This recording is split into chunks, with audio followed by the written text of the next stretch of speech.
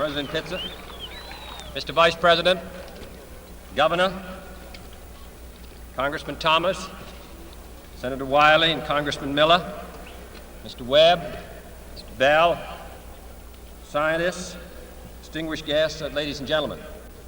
I appreciate your president having made me an honorary visiting professor, and I will assure you that my first lecture will be very brief.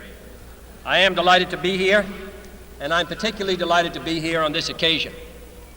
We meet at a college noted for knowledge, in a city noted for progress, in a state noted for strength, and we stand in need of all three. For we meet in an hour of change and challenge, in a decade of hope and fear, in an age of both knowledge and ignorance. The greater our knowledge increases, the greater our ignorance unfolds. Despite the striking fact that most of the scientists that the world has ever known are alive and working today, despite the fact that this nation's own scientific manpower is doubling every 12 years in a rate of growth more than 3 times that of our population as a whole, despite that, the vast stretches of the unknown and the unanswered and the unfinished still far outstrip our collective comprehension. No man can fully grasp how far and how fast we have come. But condense, if you will, the 50,000 years of man's recorded history in a time span of but a half a century. Stated in these terms, we know very little about the first 40 years, except at the end of them, advanced man had learned to use the skins of animals to cover them. Then about 10 years ago, under this standard, man emerged from his caves to construct other kinds of shelter. Only 5 years ago, man learned to write and use a cart with wheels. Christianity began less than 2 years ago. The printing press came this year. And then less than 2 months ago, during this whole 50-year span of human history, the steam engine provided a new source of power. Newton explored the meaning of gravity. Last month, electric lights and telephones and automobiles and airplanes became available. Only last week did we develop penicillin and television and nuclear power. And now, if America's new spacecraft succeeds in reaching Venus, we will have literally reached the stars before midnight tonight. This is a breathtaking pace, and such a pace cannot help but create new ills as it dispels old. New ignorance, new problems, new dangers.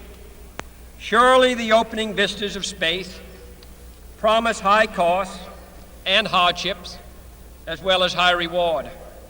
So it is not surprising that some would have us stay where we are a little longer, to rest, to wait. But this city of Houston, this state of Texas, this country of the United States was not built by those who waited and rested and wished to look behind them.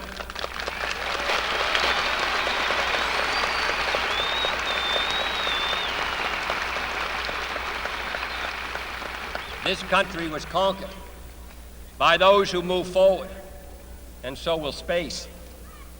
William Bradford, speaking in 1630 of the founding of the Plymouth Bay Colony, said that all great and honorable actions are accompanied with great difficulties, and both must be enterprised and overcome with answerable courage.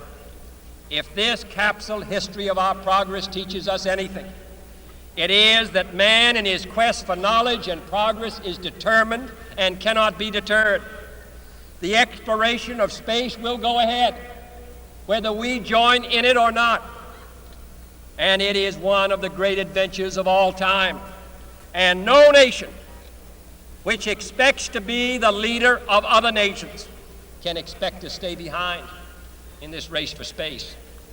Those who came before us made certain that this country rode the first waves of the Industrial Revolution, the first waves of modern invention, and the first wave of nuclear power.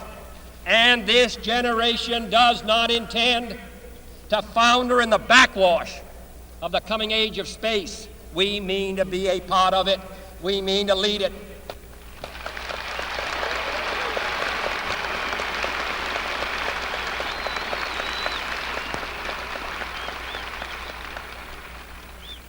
For the eyes of the world now look into space, to the moon and to the planets beyond.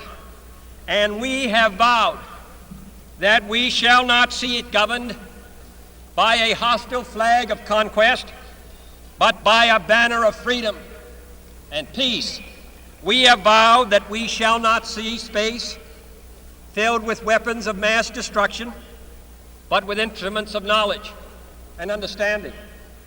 Yet the vows of this nation can only be fulfilled if we in this nation are first, and therefore we intend to be first.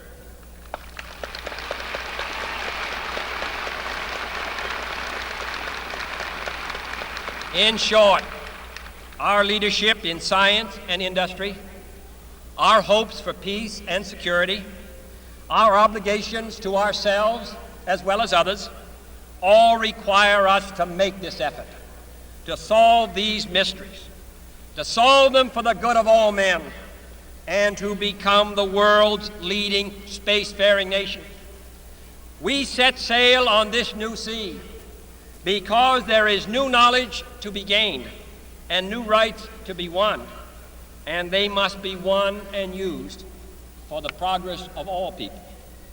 For space science, like nuclear science and all technology, has no conscience of its own. Whether it will become a force for good or ill depends on man. And only if the United States occupies a position of preeminence can we help decide whether this new ocean will be a sea of peace or a new terrifying theater of war. I do not say that we should or will go unprotected against the hostile misuse of space any more than we go unprotected against the hostile use of land or sea. But I do say that space can be explored and mastered without feeding the fires of war, without repeating the mistakes that man has made in extending his writ around this globe of ours. There is no strife, no prejudice, no national conflict in outer space as yet. Its hazards are hostile to us all. Its conquest deserves the best of all mankind, and its opportunity for peaceful cooperation may never come again. But why, some say, the moon? Why choose this as our goal? And they may well ask, why climb the highest mountain? Why, 35 years ago, fly the Atlantic? Why does Rice play Texas? We choose to go to the moon. We choose to go to the moon.